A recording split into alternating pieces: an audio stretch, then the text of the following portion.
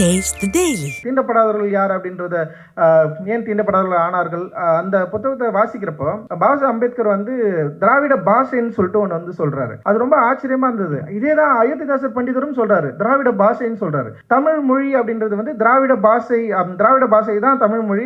திராவிடம் அப்படின்றதும் தமிழும் வேறு வேறு வார்த்தையெல்லாம் ரெண்டுமே ஒரு வார்த்தையிலிருந்து இன்னொன்று வந்து உருவாயிருக்குன்னு சொல்லிட்டு அயோத்திதாசர் அவர்கள் சொல்றாரு. அதையே வந்து பாபா சாஹேப் அம்பேத்கரும் வந்து எழுதுறாரு. இது பாபா சாஹேப் அம்பேத்கருடைய அவருடைய ஆய்வுல கண்டுபிடிச்சதா அவர் எழுதுறாரு. ஆனா அதுக்கு முன்னாடியே வந்து அயோத்திதாசர் பண்டிதர் வந்து இதை வந்து டிக்ளேர் பண்ணிடுறாரு. இங்க எங்கன்னா வந்து இதுல இந்திரதேச சரித்திரத்துல வந்து சொல்லியிருப்பார், பாரசீகர்கள் இங்க வரப்போ வந்து இங்க இந்த தென்னிந்தியா முழுக்க வந்து திராவிட பாஷை பேசுகிற மொழியா இருந்தது. திராவிட பாஷைன்னா நீங்க வேற எதுவும் நினைச்சிடக்கூடாது, தமிழ் மொழியை தான் திராவிட பாஷை அப்படின்னு சொல்லிட்டு அவர் வந்து சொல்றதா அதுலயுமே சொல்லியிருப்பார். அண்ட் வந்து பாபா சாஹேப் அம்பேத்கர் சொல்றாரு திராவிட மொழி பாஷை அண்ட் வந்து அது வந்து இப்போ இந்தியா முழுக்க வந்து ஒரே மொழி தான் பேசியிருந்தாங்க அந்த டைம்ல, திராவிட மொழி பாஷை அப்படின்னு சொல்றாரு. திராவிட மொழி பாஷை ஏன் வந்து திராவிட சொல் அப்படியே நின்றுச்சுன்னா, தமிழர்கள் தங்களுடைய மொழி மேல் இருக்கிற மிகப்பெரிய ஒரு பற்று, இந்த தென்னிந்தியர்கள் வந்து மொழி மேல் இருக்கிற மிகப்பெரிய பற்று தான் அந்த வார்த்தையை விடாம வந்து அப்படியே பிடிச்சதுனால கடைசி வரைக்கும் வந்து திராவிடம் நின்றுச்சு. ஆனா இங்க இருக்கிற நாகர்கள் வந்து சான்ஸ்கிரிட் பாஷையில வந்து கலந்து சான்ஸ்கிரிட் மயம் ஆனதுனால நாகர்கள் என்ற சொல்லே வந்து அங்க வந்து மறைஞ்சிச்சு அப்படின்ற மாதிரி வந்து பாபா சாஹேப் அம்பேத்கர் வந்து சொல்லியிருப்பார். ஸோ நான் ஏன் இதை சொல்றேன்னா, ஸோ இந்த வரலாறை அவர்கள் உருவாக்குவதற்கு ஒரு ஆய்வு இங்கே வந்து தேவைப்பட்டிருக்கு. இந்த ஆய்வு அதுக்கு முன்னாடி இருந்ததான்னா இல்லை. ஆனால் இந்த ஆய்வை வந்து அம்பேத்கருக்கே கொஞ்சம் தான் கிடைச்சிருக்கும். ஆனால் அயோத்திதாசருக்கு எங்கே கிடைச்சதுன்னு எனக்கு உண்மையிலேயே தெரியல. அவர் எங்கேருந்து இதெல்லாம் எடுத்தார் அவரு, நீங்கள் பாருங்களேன், இது ஒரு கற்பனைன்னு சொல்லி ஒதுக்கிட முடியாது. ஆனால் வரலாற்று ரீதியான நிறைய விழுமியங்களும் அதில் இருக்குது. இப்போ அதில் வந்து நியூயார்க் நான் போயிருக்கிறப்போ, இது வாஷிங்டன் டிசின்னு நினைக்கிறேன், அங்கே போகிறப்போ வந்து நான் ஒரு மியூசியம் உள்ள போனேன். கிட்டத்தட்ட வந்து அந்த மியூசியம் வந்து என்னை வந்து பயங்கர எமோஷனலாக மாற்றிடுச்சு. கருப்பர்கள் எப்போ உள்ளே வந்தாங்க, என்னெல்லாம் செஞ்சாங்க, அவங்க என்னெல்லாம் பண்ணிருக்காங்க. அங்கே முதல் கருப்பர் யூஸ் பண்ண ஒரு கார் வச்சுருப்பாங்க, அங்கே ஒரு பிங்க் கலர் காரு பயங்கரமாக இருந்தது. இப்போ நம்ம கார் வாங்கினாலே இங்கே ஒரு பிரச்சனையாக இருக்குது இல்லை, அங்கே ஒரு கார் வாங்கி அவன் பிரிண்ட் பண்ணி வச்சிருக்கான், அவன் வந்து வாங்கி வச்சிருக்கான், ஒரு கார் இருக்குது. அப்புறம் அவன் யூஸ் பண்ண அவனுடைய ட்ரெஸ் இருக்குது.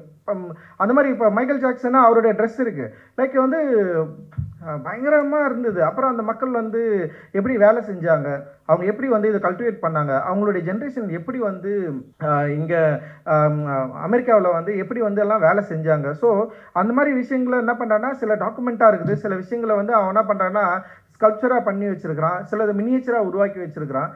ஏன் அதை ஏன் பண்ணணும், எதுக்காக வந்து இப்படி ஒரு மியூசியமை கிரியேட் பண்ணணும்? அப்போ வந்து அதுக்கு மிக முக்கியமான காரணம் வந்து வரலாற்று ரீதியாக கருப்பர்கள் வந்து நிறத்தின் அடிப்படையில் ஒடுக்குதல் ஆளாகியிருக்கிறாங்க. ஆனால் அந்த ஒடுக்குதலில் மீறி வரலாற்று மிகப்பெரிய வேலையை அவங்க செஞ்சுருக்கிறாங்க. அந்த வேலையை அவர்கள் பார்ப்பதன் மூலமாக இன்னும் அந்த கருப்பர்கள் வந்து தொடர்ந்து, கருப்பர்கள் மட்டும் இல்லாமல் மற்றவர்களும் பார்ப்பதன் மூலமாக அவர்களுக்கு வந்து இந்த அமெரிக்காவை நாங்கள் உருவாக்கி இருக்கிறோம், புரியுதா, இந்த அமெரிக்காவை நாங்கள் உருவாக்கி இருக்கிறோம், எங்களோட உழைப்பின் மூலமாக இங்கே இந்த நிலம் வந்து கல்டிவேட் பண்ணப்பட்டிருக்கு, என்னுடைய மூதாதையர் இந்த நிலத்திற்காக இறந்திருக்கிறார்கள், நாங்கள் இவ்வளோ டாக்குமெண்ட்ஸ் கிரியேட் பண்ணியிருக்கிறோம், நாங்கள் தான் ஜாஸை உருவாக்கணும், நாங்கள் தான் ரேப் உருவாக்கணும், இந்த கல்ச்சரை நாங்கள் தான் உருவாக்கணும், அப்போது நாங்கள் உருவாக்கி இருக்கிறோம், எங்களுடையது இது, நாங்கள் வெறுமனே வந்து நிற வேற்றுமையினால் வந்து பாதிக்கப்பட்டவர்கள் ஒடுக்கப்பட்டவர்கள் மட்டும் கிடையாது, நாங்கள் உருவாக்கியது நிறையன்றார். அப்போ ஒரு பாசிட்டிவ் அப்ரோச் அவன் கொடுக்குறான். இப்போது பொதுவாகவே தலித்துகளுக்கு மேலே இல்லை நம்முடைய கல்ச்சர் மேலே வைக்கப்படுற குற்றச்சாட்டு என்னென்னா, இவங்க வந்து கல்ச்சுரல் இல்லாதவங்க, லைக் வந்து படிப்பறிவு இல்லாதவங்க, படிப்பை நாங்கள் தான் கொடுத்தோம், லைக் எல்லாமே அவங்க தான் கொடுத்தோம்னு சொல்லிட்டு, சரி நம்மக்கிட்ட என்ன தான் இருக்குது அப்படின்ற ஒரு கேள்வி இருக்குல்ல, சரி நம்மக்கிட்ட என்ன தான் இருந்தது, நம்மக்கிட்ட என்ன தான் இருக்குது. ஸோ இந்த கேள்வியை கேட்குறது மூலமாக ஒரு பெரிய வரலாற்றினோட ஒரு நெடும் பயணத்தை நம்ம வந்து மேற்கொள்ள வேண்டியது இருக்குது. ஆக்சுவலி அந்த கேள்வி ரொம்ப சாதாரணமாக நம்மளால் கேட்டுற முடியாது. ஏன்னா அந்த கேள்வி எங்கேருந்து உருவாகுதுன்னா, தொடர்ச்சியாக நீ யார் அப்படின்றது கேள்வியை விட, நீ யாருமே இல்லை இங்கே, உனக்கு ஒன்றுமே இல்லை இங்கே, உனக்குன்னு ஒரு வரலாறு இல்லை, அந்த வரலாற்றில் நீ யாரும் கிடையாது. இப்போது வந்து என்னென்னா, நீ வந்து சாதியால் வந்து ஒடுக்கப்பட்டிருக்கிற, லைக் அந்த மாதிரி ஒவ்வொரு டைம்லேயும் வந்து ஒவ்வொரு அடைமொழி நமக்கு வந்துக்கிட்டே இருக்கும். சரி, வரலாற்றில் நம்ம யார், வரலாற்றில் நம்ம என்ன செஞ்சோம் அப்படின்றத வந்து நம்ம தேடி போகிறப்போ, வரலாற்றில் நம்மை பற்றி யார் எழுதியிருக்காங்க, வரலாற்றில் வந்து நமக்கான இடம் என்ன இருக்குது அப்படின்றத வந்து இங்கே இருக்கிற ஸ்காலர்ஸ் யாராவது எழுதியிருக்காங்களா அப்படின்னு தேடுறப்போ வந்து ரொம்ப கம்மியான டாக்குமெண்ட்ஸ் தான் நமக்கு வந்து கிடைக்கிது. அதுவுமே ரொம்ப தேடணும். குறைந்தபட்சம் வந்து சில வெளிநாட்டு அறிஞர்கள் வந்து நம்மளை பற்றி எழுதியிருக்காங்க. அதுவும் கல்ச்சுரல் ஸ்டடீஸை பற்றி எழுதுகிறப்போ அப்போ இருந்த வழக்கு சொல்படி அப்போ என்ன மாதிரி கூப்பிடுவாங்களோ அதுக்கேற்ற மாதிரி அந்த மாதிரியான ஒரு சொல்படி வந்து நம்மளை வந்து வச்சு வந்து நிறைய டாக்குமெண்ட்ஸ் வந்து க்ரியேட் பண்ணியிருக்காங்க. அது குறிப்பாக கல்ச்சுரல் பேஸ்டாக இருக்கும். என்ன மாதிரியான சடங்கு வந்து வழிபட்டுட்டு இருந்தாங்க. இங்கே இருக்கிற எட்கர் கட்சன் சொல்லிட்டு அவர் அறிஞர், அவர் கொஞ்சம் எழுதியிருக்காரு. அப்புறம் ட்ரெமெண்டரோட ஆய்வு வந்து ரொம்ப முக்கியமானது. ட்ரெமெண்டர் வந்து ஏன் வந்து இங்கே தமிழகத்தில் பறவைகள்கிட்ட நிலம் இல்லை, அவங்கக்கிட்ட ஏன் நிலம் இல்லாமல் போச்சு அப்படின்றத பற்றி ஒரு தெளிவான ஒரு ஆய்வு வந்து எழுதியிருப்பார். ஸோ அதை பற்றி படிக்கிறப்ப இப்போ ஆல்காட் அந்த ஸ்கூல் எப்படி உருவாச்சு, ஸோ அங்கே அன்னிபெசன்ட் அம்மையார் என்ன பண்ணாங்க, ஸோ இதெல்லாமே படிக்கிறப்பவே நமக்கு வந்து பயங்கரமான ஒரு ஷாக்கிங்கான வரலாறை நம்மளால் தெரிஞ்சிக்க முடிஞ்சுது. இப்போ அன்னிபெசன்ட் அம்மையாரை பற்றி நம்ம படிக்கிறப்போ வந்து அவங்க யாருன்னா வந்து ஒரு சுதந்திர போராட்ட வீரர், அவங்க நிறைய வந்து இதில் ஃபைட் பண்ணியிருக்காங்க அப்படிலாம் சொல்லியிருப்பாங்க. பட் ஆனால் வந்து ட்ரெமெண்டர் வந்து அவர் ஒன்று வைக்கிறாரு, பயங்கரமாக இருந்தது அது படிக்கிறப்போ. அன்னிபெசன்ட் அம்மையார் வந்து குறிப்பாக பறையர்கள் குழந்தைகள் வந்து ஸ்கூலுக்கு போயிட்டு படிக்கிறப்போ வந்து அவங்கள தடுத்த ஒரு ரெக்கார்டை வந்து அவர் வந்து கொடுக்குறாரு. இவங்க உள்ளே வந்து படிக்கிறது மூலமாக மற்ற குழந்தைகளும் வந்து ஒழுங்கினமாக ஆகிறதுக்கான ஒரு ஒரு காரணம் உருவாகிறதுக்கான ஒரு வாய்ப்பு இருக்குது. அதனால் வந்து அவங்கள ஸ்கூலில் விடக்கூடாதுன்னு சொல்லிட்டு அவங்க வந்து தடுத்ததாக ஒரு ஒரு ரெக்கார்டை வந்து அவர் தராரு. ரொம்ப ஆச்சரியமாக இருந்தது எனக்கு இதை படிக்கிறப்போ. ஸோ இந்த மாதிரி நிறைய ஆச்சரியங்கள் வரலாற்றில் நெடுக இருக்குது. ஆனால் வரலாற்றில் வந்து நமக்கான பதிவுகள் இருக்கா, நம்மை பற்றின எழுத்துக்கள் இருக்கா அப்படின்னு தேடுறப்ப வந்து ரொம்ப ரொம்ப கம்மி தான் இருக்குது. அப்போது பாபாசாஹேப் அம்பேத்கர் வந்து சொல்கிறபடி தான் வரலாற்றை நம்ம வந்து எந்த அளவுக்கு புரிஞ்சுக்கணும், வரலாற்றில் உண்மையை புரிந்து கொள்வதற்கு அந்த சமூகத்துடைய மனசாட்சியோடைய நம்ம வந்து நெருங்கின ஆட்களாக இருக்கணும் அப்படின்னு அவர் சொல்கிறார். ஒரு சமூகத்துடைய மனசாட்சியை, ஒரு சமூகத்துடைய உணர்வை, அவங்களுடைய எழுச்சியை, அவங்களுடைய தேவையை புரிந்து கொள்ளக்கூடிய ஆட்களாக நம்ம மாறுறப்ப தான் வரலாற்றில் வந்து விடப்பட்ட எழுத்துக்களையும் இல்லை மறைக்கப்பட்டதையும் நம்மளால் வந்து புரிஞ்சிக்க முடியும். அது வந்து ஒரு ஆய்வு ரீதியாக வந்து பார்க்க முடியும் அப்படின்றது வந்து அவருடைய ஐடியாவாக இருந்தது. அப்படி பார்க்குறப்போ வரலாற்றில் நெடுக பதியப்படாமல் விட்ட அந்த வரலாறை வந்து நம்ம வந்து ஒரு டைமில் வந்து என்ன சொல்கிறது, அதை புரிஞ்சுக்கிறப்போ, அதை உணர்ந்துக்கிறப்போ வந்து ஒரு பெரும் எழுச்சியை நம்மளால் வந்து புரிந்து கொள்ள ஒரு கிடைக்கக்கூடிய ஒரு இடத்துல வந்து நம்ம வந்து மூவ் ஆகிறத வந்து என்னுடைய பர்சனல் லைஃப்பில் நான் வந்து பயங்கரமாக ஃபீல் பண்ணியிருக்கேன். லைக் வந்து ஃபஸ்ட்டு வந்து என்னுடைய லைஃப்பில் நம்ம ஆரம்பிக்கிறப்போ நமக்கு என்ன இருக்குன்னா, நம்ம ஏன் இப்படி இருக்கிறோம், நம்மளோட லைஃப் என்ன, எதுக்காக வந்து இந்த அளவுக்கு வந்து ஒரு சிக்கலுடையதாக இருக்குது அப்படின்ற இடத்துல இருந்து தான் ஃபர்ஸ்ட் வந்து நம்முடைய பிரச்சனையே ஆரம்பிக்குது. அங்கே தான் நம்ம கேள்வியை கேட்க ஆரம்பிக்கிறோம். நமக்கு ஏன் வந்து ஒரு பொது தளங்களில் வந்து சம உரிமை இல்லை அப்படின்ற ஒரு கேள்வியிலிருந்து தான் ஆரம்பிக்குது. ஆனால் அதுக்கப்புறம் கொஞ்சம் கொஞ்சமாக அப்படியே நம்ம ஒரு ஒவ்வொரு ஸ்டேஜ் பை ஸ்டேஜ் வந்து நம்ம வந்து அதை பற்றி தேடி படிக்க வந்து போக போக இதை பற்றி ஆய்வு செய்தவர்கள் வந்து ஒரு கவுண்டர் கல்ச்சராக ஏற்கனவே வந்து ஒரு கல்ச்சர் இருக்குது. என்னென்னா வந்து தலித்துகள் யார், என்ன பண்ணிருக்காங்க, அவங்களுடைய கல்ச்சர் என்ன, அவங்க எல்லாம் யாராக இருந்திருக்கிறாங்கன்னு சொல்லிட்டு நிறைய பேர் எழுதியிருக்கிறது வந்து பார்க்குறோம். அப்படி எழுதுனதில் விடுபட்டு போனவர்கள் நிறைய இருக்குது. இப்போ காந்தியை பற்றி ஒரு படம் எடுத்தாங்கன்னு வச்சுங்களேன், அதில் அம்பேத்கரோட ரோல் என்னென்னா ஒரு சீனாக தான் இருக்கும் அதில். பட் ஆனால் வந்து அம்பேத்கர் பற்றி நம்ம வந்து பாபாசாஹேப் பற்றி நம்ம ஒரு படம் எடுத்தோன்னு வச்சுங்களேன், அம்பேத்கருக்கும் காந்திக்கும் நடந்த ஒரு பெரிய ஒரு பயங்கரமான ஒரு டிஸ்கஷனே நம்மளால் வைக்க முடியும். ஏன்னா வரலாற்றில் மிக முக்கியமான டிஸ்கஷன் இந்தியாவில் நடந்தது. ஆனால் காந்தி படத்தில் வந்து அவருடைய திரைப்படங்களில் பார்த்தீங்கன்னா அம்பேத்கருக்கு வந்து ஒரு சின்ன ஸ்பேஸ் தான் இருக்கும்.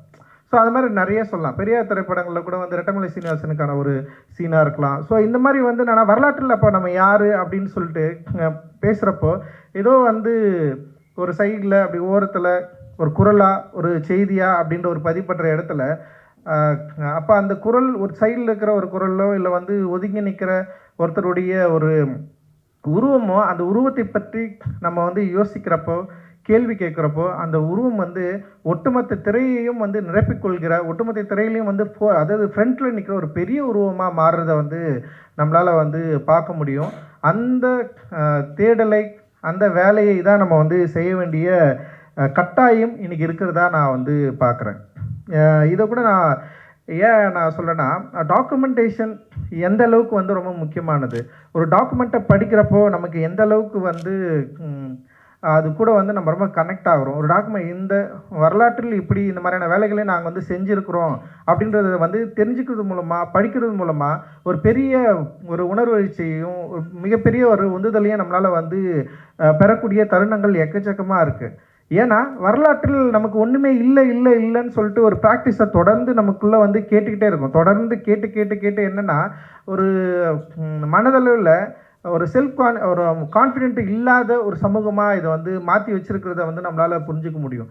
அப்போ பேசிக்காக அந்த கான்ஃபிடென்ட்டை க்ரியேட் பண்ணுறதுக்கு ஏற்கனவே இருக்கிற ஒரு மனத்தடியை வந்து உடைப்பதற்கு வந்து நமக்கு வந்து வரலாற்று ரீதியான சில சான்றுகளும் சில ஆய்வுகளும் வந்து நமக்கு தேவைப்படுது. என்னதான் வந்து மைண்ட் லெவலில் வந்து நீ யாருக்கும் வந்து கீழே இல்லை, நீ வந்து பயங்கர ஈக்குவலான ஒரு ஆள் தான், நீ வந்து ஃபைட் பண்ணு சண்டை போடு அப்படின்னு நமக்கு சொன்னாலுமே கூட வரலாற்றில் நம்ம என்ன செஞ்சுருக்கிறோம் அப்படின்றது வந்து நமக்கு வந்து தெரிந்து கொள்வதன் மூலமாக ஏதோ ஒரு வகையில் நம்ம வந்து இந்த சமூகத்துக்கு இங்கே இருக்கிற என்ன சொல்கிறது, இந்த சமமின்மைக்கு எதிராக மிகப்பெரிய ஒரு போராட்டத்தை வரலாற்றினூடாக பண்ணியிருக்கிறோம் அப்படின்னு அது கேட்குறப்போ அதை புரிந்து கொள்வதன் மூலம் நம்ம இன்னும் வந்து ஈஸியாக வந்து ரொம்ப பயங்கர ஒரு ஸ்டாண்ட் அவுட்டாக நம்மளால் நிற்க முடியுதை நம்மளால் வந்து புரிஞ்சிக்க முடியும் அப்படின்னு நான் நினைக்கிறேன்.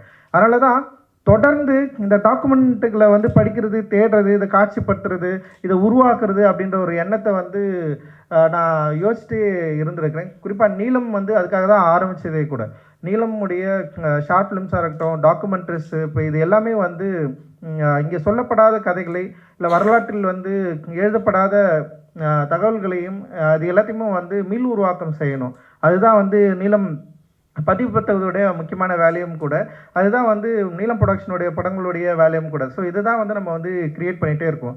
இது ஏன் ரொம்ப ரொம்ப முக்கியம்னா நல்லா புரிஞ்சுக்குவாங்க. அயோத்திதாசர் அவர்கள் அவருக்கு கிடைத்த ஒரு வாய்ப்பை தன்னுடைய எழுத்து மூலமாக ஒரு அச்சா மாற்றி அது மக்கள்கிட்ட கொண்டு போய் சேர்க்கணும்னு நினைக்கிறாரு. அதோட வாண்டிங் என்ன அப்படின்றத வந்து புரிஞ்சுக்கணும் நான் ரொம்ப.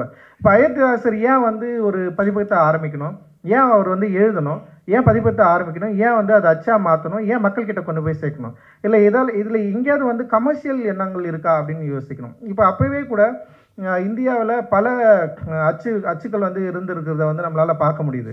அவங்க என்ன பிரிண்ட் பண்ணியிருப்பாங்க, அந்த பிரிண்டோட வேல்யூ என்ன, அவங்க எவ்வளோ விற்றுருப்பாங்க. ஸோ அதில் ஒரு கமர்ஷியல் நோக்கம் இருக்கும். இதை விற்றா இது நம்ம வந்து உருவாக்குறது மூலமாக அவங்களால என்ன பண்ணோன்னா 2 விஷயங்கள் இருந்தது. அன்றைக்கி வந்து என்னென்னா புராணத்தை வந்து பயங்கரமாக பிரிண்ட் பண்ணாங்க. இன்னொன்று வந்து இந்திய சுதந்திர போராட்ட காலகட்டத்தில் இருந்த அதற்கு உதவுற மாதிரியான சில விஷயங்கள் வந்து பிரிண்ட் பண்ணாங்க.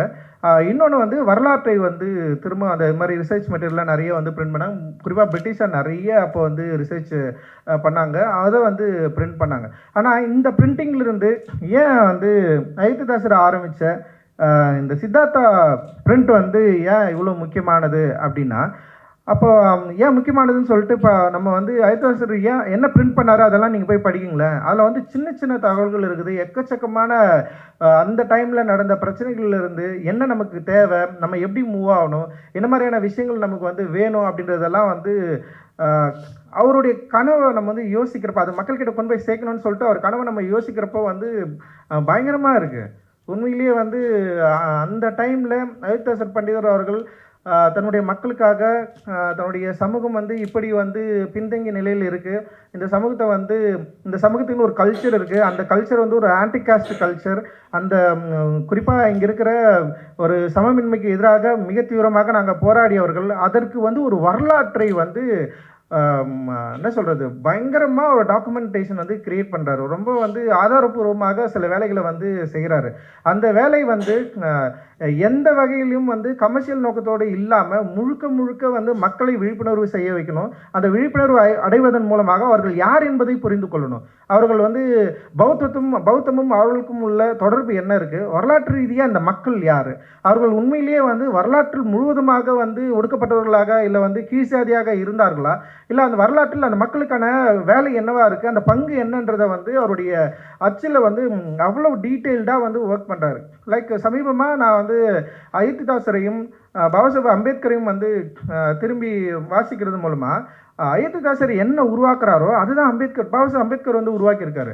ஆனால் ஏதோ ஒரு வகையில் அயோத்திதாசருக்கும் அம்பேத்கருக்கும் ஒரு இணைப்பு இல்லாமல் போயிடுச்சு. ஒருவேளை ஒரு இணைப்பு இருந்திருந்தா இன்னும் பாபாசாஹேப் அம்பேத்கர் வந்து இன்னும் ரொம்ப ஆணித்தரமாக ரொம்ப ஸ்ட்ராங்காக வந்து அவர் வந்து இருந்து சில கருத்துக்களை எடுத்து வந்து தன்னுடைய ஆய்வுக்கு வந்து பயன்படுத்தியிருக்கலாம் அப்படின்ற மாதிரி எனக்கு தோணுது. தீண்டப்படாதவர்கள் யார் அப்படின்றத ஏன் தீண்டப்படாதவர்கள் ஆனார்கள் அந்த புத்தகத்தை வாசிக்கிறப்போ அயோத்திதாசர் அவர்கள் பாபா அம்பேத்கர் வந்து திராவிட பாஷைன்னு சொல்லிட்டு ஒன்று வந்து சொல்கிறாரு. அது ரொம்ப ஆச்சரியமாக இருந்தது. இதே தான் அயோத்திதாசர் பண்டிதரும் சொல்கிறாரு, திராவிட பாஷைன்னு சொல்கிறாரு. தமிழ் மொழி அப்படின்றது வந்து திராவிட பாஷை தான் தமிழ் மொழி. திராவிடம் அப்படின்றதும் தமிழும் வேறு வேறு வார்த்தையெல்லாம் ரெண்டுமே ஒரு வார்த்தையிலேருந்து இன்னொன்று வந்து உருவாயிருக்குன்னு சொல்லிட்டு அயோத்திதாசர் அவர்கள் சொல்கிறாரு. அதையே வந்து பாபாசாஹேப் அம்பேத்கரும் வந்து எழுதுறாரு.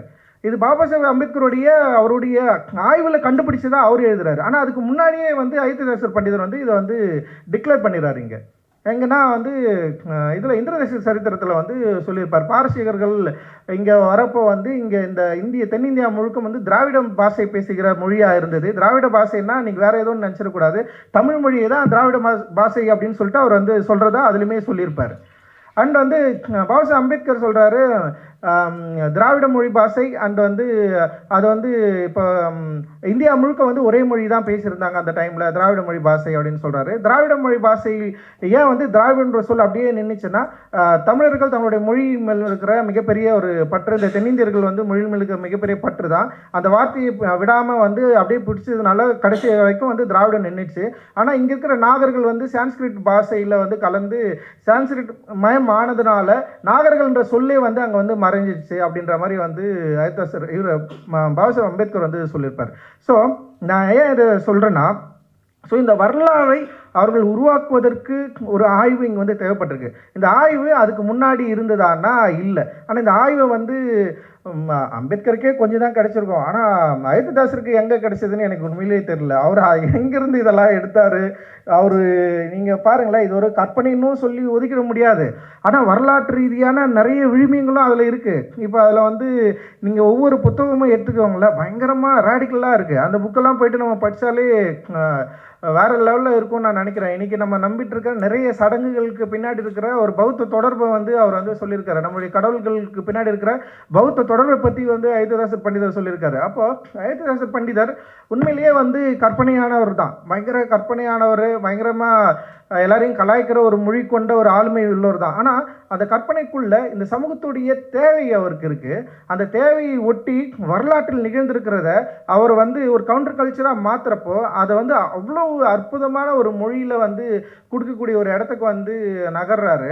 ஸோ இது வந்து ரொம்ப ரொம்ப ஒரு முக்கியமான ஒரு வேலையை வந்து அயோத்திதாசர் பண்டிதர் வந்து செஞ்சுருக்காரு. ஸோ அவருக்கு முன்னாடி யார் செஞ்சுருக்கு? இப்போ ஜான் ரத்னம் என்ன வேலை செஞ்சார்? ஸோ ஜான் ரத்னத்துக்கு முன்னாடி யார் இருந்தது? அப்போ யாரெல்லாம் இருந்திருப்பாங்க? இப்போ வள்ளுவர் ஒரு டெக்ஸ்ட்டை உருவாக்கியிருக்காரு. ஸோ ஒவ்வொருத்தர் பண்ணியிருக்காங்க. இவங்கெல்லாம் யார், எதுக்காக என்ன பேசியிருக்காங்க? ஸோ இதெல்லாம் வந்து எப்படி நம்ம வந்து ஸ்ட்ரக்சர் பண்ணுறது? இதை வந்து இதோட கலெக்டிவ் ஃபார்மாக அயோத்திதாசர் பண்டிதரை வந்து நம்ம வந்து புரிஞ்சிக்கலாம். ஸோ அந்த அளவுக்கு அயோத்திதாசர் பண்டிதர் வந்து மிக முக்கியமான வேலையை வந்து செஞ்சுருக்காரு. அந்த வேலையோட தொடர்ச்சியாக அவருக்கு மிகப்பெரிய சப்போர்ட் பண்ணது வந்து உண்மையிலேயே கோலார் தங்கவயல் தான். ஏன் அங்கே போயிட்டு அவர் செட்டில் ஆனார்ன்றதுக்குமே ஒரு சில காரணங்கள் சொல்கிறாங்க. ஏன்னா வந்து அதிக அளவில் வந்து தலித்துகள் வந்து போயிட்டு செட்டில் ஆன ஒரு பகுதி அப்படின்றதுனால அவருக்கு வந்து அங்கே வேலை செய்கிறதுல ஒரு பெரிய ஆர்வம் வந்திருக்கு. ஸோ இவருக்கு இவ்வளோ மக்கள் இருக்கிறதுனால அவர்கள் வந்து நம்ம முழுக்க பௌத்தத்தை நோக்கி நகர்த்தலான்னு சொல்லிட்டு ஒரு திட்டம் அவருக்கு இருந்திருக்கு. இந்த மக்களை வந்து நம்ம வந்து, ஏன்னா அவர்களுக்கு வந்து ஜாதி பிரச்சனையிலேருந்து அவங்க விலகி இருக்கிறாங்க. ஸோ அவங்க வந்து தொழிலில் ஈடுபட்டிருக்காங்க, அவங்க வந்து இப்போ சம்பாதிக்கிறாங்க, அவங்கக்கிட்ட வந்து பொருளாதாரமான ஒரு மாற்றம் இருக்குது. அந்த பொருளாதார மாற்றத்தோட கல்ச்சுரலாக அவங்கள வந்து ஈசான்மனால் மாற்ற முடியும், அவங்கள வந்து எஜுகேட் பண்ண முடியும் அப்படின்னு அவர் நம்பியிருக்காரு, முழுசாக நம்பியிருக்காரு. அதனால் அங்கே போயிட்டு தங்கியிருக்காரு. அந்த ப்ரெஸ்ஸை வந்து அவங்க வந்து ஓப்பன் பண்ணியிருக்காங்க. அதில் முழுக்க மக்களுடைய பிரச்சனைகள், குறிப்பாக அவருடைய கருத்துக்கள், பௌத்தம் சம்மந்தமான விஷயங்களை வந்து நிறைய வந்து பிரிண்ட் பண்ணியிருக்காரு. ஸோ அதில் அவ்வளோ டாக்குமெண்ட்ஸ் நம்மக்கிட்ட இருக்குதா இல்லையான்னு தெரில. ஆனால் ஒரு சில டாக்குமெண்ட்ஸ் வந்து இன்னும் நிறைய பேர் வந்து அதை வந்து வச்சுருக்காங்க. அதில் வந்து முக்கியமாக ஐயா ராஜேந்திரன் ஐயா கிட்ட வந்து நிறைய இருந்திருக்கு. ஸோ அதை வந்து நம்ம இது மாதிரி ஒரு வெளியே கொண்டு வரலாம் அப்படின்னு சொல்லிட்டு யாச்சஸ் பண்ணி என்கிட்ட சொல்கிறப்போ டெஃபினட்டாக இதை பண்ணணும், நான் இதை பண்ணணும்னு நான் ரொம்ப நாளாக நினச்சிட்டே இருக்கேன். இந்த மாதிரியான ஏன்னா நிறைய பேர்கிட்ட இருக்கும், நம்ம வீட்டிலே கூட இருக்கும், லைக் வந்து இல்லை கேட்டது இருக்கும், கேள்விப்பட்டது இருக்கும். அது எல்லாத்துக்கும் வந்து வரலாற்று ரீதியான தடயங்கள் இருக்குதா நம்ம வந்து தேட வேண்டியது இருக்குது. அப்படி தேடி நம்ம அது கூட கனெக்ட் பண்ண முடிஞ்சால் அது ஒரு கதையாவோ இல்லை ஒரு கவிதையாவோ இல்லை ஒரு டாக்குமெண்ட்டாவோ எழுத வேண்டிய தேவை நமக்கு வந்து இருக்குது. ஏன்னா நியூயார்க் நான் போயிருக்கிறப்போ, இது வாஷிங்டன் டிசின்னு நினைக்கிறேன். அங்கே போகிறப்போ வந்து நான் ஒரு மியூசியம் உள்ள போனேன். கிட்டத்தட்ட வந்து அந்த மியூசியம் வந்து என்னை வந்து பயங்கர எமோஷ்னலாக மாற்றிடுச்சு. கருப்பர்கள் எப்போ உள்ளே வந்தாங்க, என்னெல்லாம் செஞ்சாங்க, அவங்க என்னெல்லாம் பண்ணிட்டுருக்காங்க. அங்கே முதல் கருப்பர் யூஸ் பண்ண ஒரு கார் வச்சுருப்பாங்க, அங்கே ஒரு பிங்க் கலர் காரு பயங்கரமாக இருந்தது. இப்போ நம்ம கார் வாங்கினாலே இங்கே ஒரு பிரச்சனையாக இருக்குது இல்லை, அங்கே ஒரு கார் வாங்கி அவன் பிரிண்ட் பண்ணி வச்சுருக்கான். அவன் வந்து வாங்கி வச்சுருக்கான், ஒரு கார் இருக்குது. அப்புறம் அவன் யூஸ் பண்ண அவனுடைய ட்ரெஸ் இருக்குது. அந்த மாதிரி இப்போ மைக்கேல் ஜாக்சன்னா அவருடைய ட்ரெஸ் இருக்குது. லைக் வந்து பயங்கரமாக இருந்தது. அப்புறம் அந்த மக்கள் வந்து எப்படி வேலை செஞ்சாங்க, அவங்க எப்படி வந்து இதை கல்டிவேட் பண்ணாங்க, அவங்களுடைய ஜென்ரேஷன் எப்படி வந்து இங்கே அமெரிக்காவில் வந்து எப்படி வந்து எல்லாம் வேலை செஞ்சாங்க. ஸோ அந்த மாதிரி விஷயங்களை என்ன பண்ணுறான்னா, சில டாக்குமெண்ட்டாக இருக்குது, சில விஷயங்களை வந்து அவன் என்ன பண்ணுறான்னா ஸ்கல்ப்சராக பண்ணி வச்சுருக்கிறான், சிலது மினியேச்சராக உருவாக்கி வச்சுருக்கிறான்.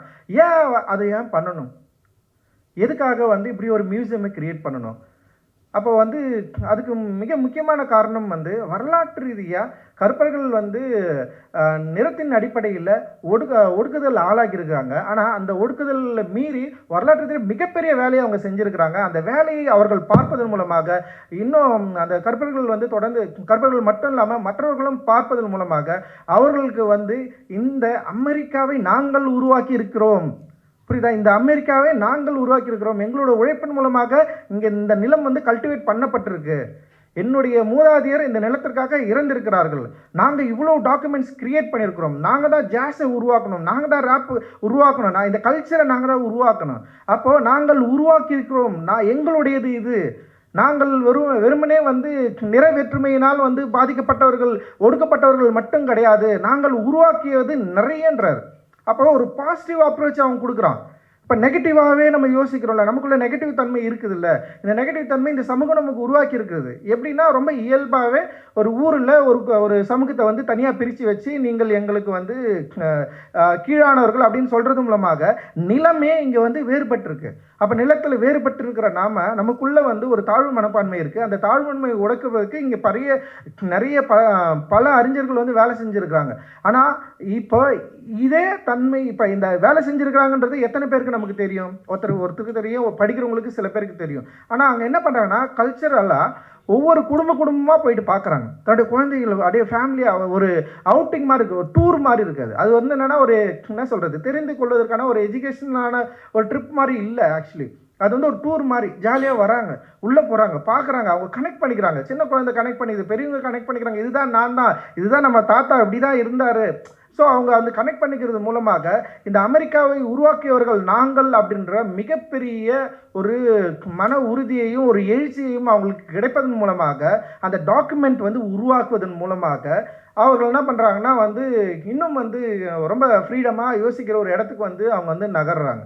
ஸோ இது வந்து என்னென்னா சைக்காலஜிக்கலாக நமக்குள்ளே இருக்கிற மனத்தடியை உடைக்கிற ஒரு இடம். இது வந்து ஒரு என்ன சொல்கிறது, ஒரு ஆய்வா இல்லை வரலாறா நிறைய விஷயங்களை வந்து உருவாக்குது. அதே போல தான் சைக்காலஜிக்கலாக நமக்குள்ளே இருக்கிற மனத்தடியை உடைப்பதற்குமான வேலையும் நம்ம செய்ய வேண்டிய தேவை இருக்குது. இப்போ இது நீங்கள் வந்து எல்லாருமே கிட்டத்தட்ட ஒரு ஆய்வு மாணவர்களாக தான் இருக்கிறீங்கன்னு நினைக்கிறேன். நீங்கள் இது எல்லாருமே பார்க்குறப்போ இந்த டெக்ஸ்ட்டை, குறிப்பாக அந்த டிசைனு, அப்புறம் இது ஏன் உருவாக்கியிருக்கிறாங்க, இதோட தேவை என்ன, இதுக்கு பின்னாடி என்ன இருக்குது, இதெல்லாம் புரிஞ்சுக்கிறப்போ நமக்கு வந்து இன்னைக்கு இவ்வளோ பேர் போராடிட்டுருக்கோம். ஆனால் எப்போத்துலேருந்து இவ்வளோ பேர் போராடிட்டு தான் இருக்காங்க. இந்த கதையை மாற்றுறதுக்கு ட்ரை பண்ணிட்டே இருந்திருக்காங்க. இப்படி ஒரு கதை இருக்குது, இந்த கதை கிடையாது, இதை எரேஸ் பண்ண ட்ரை பண்ணிட்டே இருக்காங்க. அப்போ இந்த ட்ரை வந்து கிட்டத்தட்ட வந்து இவ்வளவு ஜென்ரேஷனாக தொடர்ந்துகிட்டே இருக்குது. இந்த ஃபைட் வந்து ரொம்ப சாதாரணமானது கிடையாது.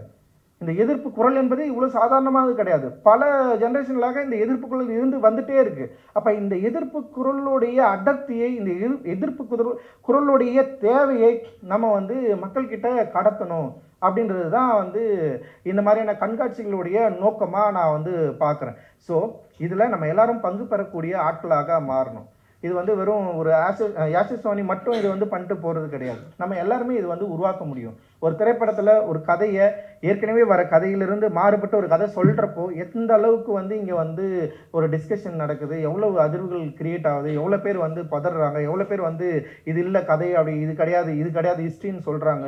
ஸோ அப்போது ஒரு ஒரு ஒரு மெயின் ஸ்ட்ரீமில் நம்ம ஒன்று உருவாக்கணும்னு நினைக்கிறப்போ அந்த உருவாக்கத்தின் பொருட்டு நிகழ்கிற உரையாடல்களுடைய அடர்த்தி, அதோட டிஸ்கஷன் பயங்கரமாக எவால்வ் ஆகிறப்போ நமக்கு நிறைய பொறுப்புகள் இருக்குதுன்னு நான் நினைக்கிறேன். அப்போ இங்கே இருக்கிறவர்கள் வந்து உங்களுடைய ஆய்வுகளின் அடிப்படையில், உங்களுடைய எழுத்தின் அடிப்படையில், உங்களுடைய கவிதை, கட்டுரை என்ன ஃபார்ம் இருக்கோ, இல்லை வந்து ஃபிலிம் என்ன ஃபார்ம் இருக்கோ, அந்த ஃபார்மில் நீ என்ன உருவாக்க போகிற, நீ என்ன சொல்ல வர போகிற, நீ எப்படி ஆடியன்ஸை வந்து கனெக்ட் பண்ண போகிற, அவங்களுக்கு என்ன நீ கொடுக்க போகிற அப்படின்ற கேள்வி வந்து ரொம்ப முக்கியமானதாக நான் வந்து பார்க்குறேன். அப்படி என்ற கேள்வியை இந்த மாதிரியான கண்காட்சிகள் உருவாக்குச்சுன்னா அதுதான் இந்த கண்காட்சியோட மிக முக்கியமான வெற்றியாக நான் வந்து பார்க்குறேன். அண்ட் வந்து டாக்குமெண்டேஷன், டெஃபினட்டாக நம்ம வந்து டாக்குமெண்டேஷன் பண்ணி தான் ஆகணும். ஏன்னா நமக்கு வந்து திருப்பி திருப்பி வந்து நம்ம போயிட்டு இன்னொரு இடத்துலேருந்து வரலாற்றை புரிந்து கொள்கிற இடத்துலையே நம்ம வந்து இருக்கிறோம். நான் வந்து நிறைய படிக்கிறப்போ நமக்கு என்ன தோணுன்னா, அதில் ஏதோ ஒரு இடத்துல வந்து ஒரு கேரக்டரை பற்றி பேசிட்டு டக்குன்னு அப்படியே போயிடுவாங்க.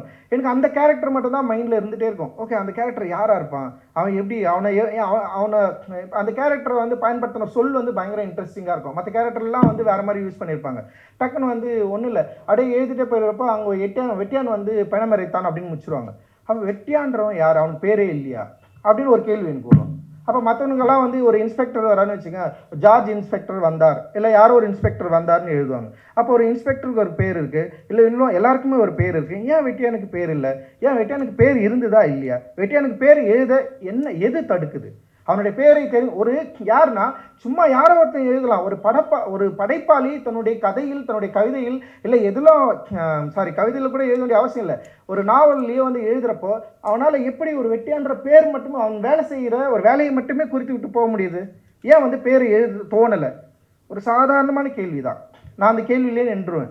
அந்த நாவலை வாசிக்கிறேன்னா இல்லையா, அந்த கேள்வி அந்த அந்த எழுத்து என்னை வந்து பயங்கரமாக டிஸ்டர்ப் பண்ணுறோம். அந்த இடத்துல நான் வந்து ஸ்டக் ஆகிடுவேன். அப்போ நான் என்ன பண்ணுவேன், என்னுடைய ஸ்கிரிப்டில் வந்து ஃபஸ்ட் எடுத்துனே வந்து ரஞ்சித் ஒரு வெட்டியான் அப்படின்னு எழுத ஆரம்பிப்பேன் நான். ஸோ ஒரு பேரை நான் வந்து கொடுக்குறேன், அவ்வளோதான். அப்போ எனக்கு தெரியும் வெட்டி வேலை எப்படி செய்கிறதுன்னு தெரியும். ஓகே, அதை பற்றி நான் வந்து டிஸ்கிரைப் பண்ணுவேன். நான் எப்படி இந்த உலகத்தை பார்த்தேன்னு சொல்லிட்டு எழுதுவேன். அப்போ என் பேர் வந்து இப்படி இருக்குது, நான் தான் இது, நான் இப்படி பண்ணுவேன், நான் இப்படி எல்லாம் இருப்பேன், நான் இப்படி இருப்பேன்னு சொல்லிட்டு என்னுடைய பேரிலிருந்து இந்த உலகத்தை வந்து என்னுடைய பெர்ஸ்பெக்டிவ்லேருந்து இந்த ஒட்டுமொத்த உலகத்தையும் நான் பார்க்க ஆரம்பிக்கிறப்போ அப்படியே வந்து அப்படி வேற ஒரு டைமென்ஷன் வந்து கிரியேட் ஆகும். அப்படியே வேற ஒரு உலகத்துக்குள்ளே நம்மளால் வந்து போக முடியும். இது ரொம்ப முக்கியமானது அப்படின்னு நான் நினைக்கிறேன். ஸோ இதை நம்ம பண்ண வேண்டிய தேவையில் நம்ம வந்து இருக்கிறோம். ஆய்வாளர்கள், எழுத்தாளர்கள் அண்ட் வந்து கிரியேட்டிவ் ஃபீல்டில் இருக்கிற எல்லாருமே வந்து இந்த வேலையை நம்ம வந்து செய்ய வேண்டியது இருக்குது. ஏன்னா ஒரு ஆள் இல்லை ஒரு நிறுவனம் செய்கிறதுல மட்டுமே இது தேவை வந்து தீர்ந்து விடாது. இது எல்லோருடைய வேலை, இது எல்லோருடைய ஒரு கடமையாக இதை நினச்சி வந்து நீங்கள் வந்து இதை வந்து எழுதணும், டிஸ்கஸ் பண்ணணும், டாக்குமெண்டேஷன் பண்ணணும். அண்ட் உங்களுக்கு ஏதாவது விருப்பம் இருந்தால் கூட, இப்போ இந்த மாதிரி டாக்குமெண்ட் பண்ணுறதுல இப்போ எங்கள் ஊரில் இது மாதிரி ஒன்று நடந்திருக்கு, இப்போ எங்கள் ஊரில் ஒரு சின்ன கல்வெட்டு இப்படி இருக்குது, நாங்கள் இப்படி ஒன்று பார்த்தோம், நாங்கள் வந்து இதை வந்து பண்ணலாமா, இதை வந்து டாக்குமெண்ட் பண்ணலாமா அப்படின்னா தயவு செஞ்சு பண்ணுங்கள். அதை டாக்குமெண்ட் பண்ணி அதை வந்து எடுத்துன்னு வந்து கொடுங்க. நம்ம வந்து அது வந்து பப்ளிஷ் பண்ணலாம். வந்து அதை வந்து நம்ம வந்து கண்காட்சியாக மாற்றலாம். ஸோ நிறைய இருக்குது, ஆக்சுவலி நிறைய நடந்திருக்கு, வரலாற்றில் நிறைய நடந்திருக்கு, நிறைய இருக்குது. நம்மளுடைய பிரச்சனையே என்னென்னா அதை வந்து அடுத்த ஜென்ரேஷனுக்கு மாற்றாமல் போயிட்டோம். அதுக்கு காரணம் வந்து நம்முடைய சமூக பின்னணி தான். நமக்கு அப்படி ஒரு காரணம் இல்லாமல் இல்லை. அந்த சமூக பின்னணியை இன்னும் வந்து நம்ம வந்து கண்டினியூ பண்ணாமல் அதை பிரேக் பண்ணி நிறைய விஷயங்களை மக்களுடைய பார்வைக்கு கொண்டு வர வேண்டியது நம்முடைய எல்லோருடைய கடமையாக நான் வந்து பார்க்குறேன். இந்த நிகழ்வுக்கு ஒத்துழைத்த அனைத்து தோழர்களுக்கும் என்னுடைய நன்றிகள். மகிழ்ச்சி. ஜெய்ஹிந்த்.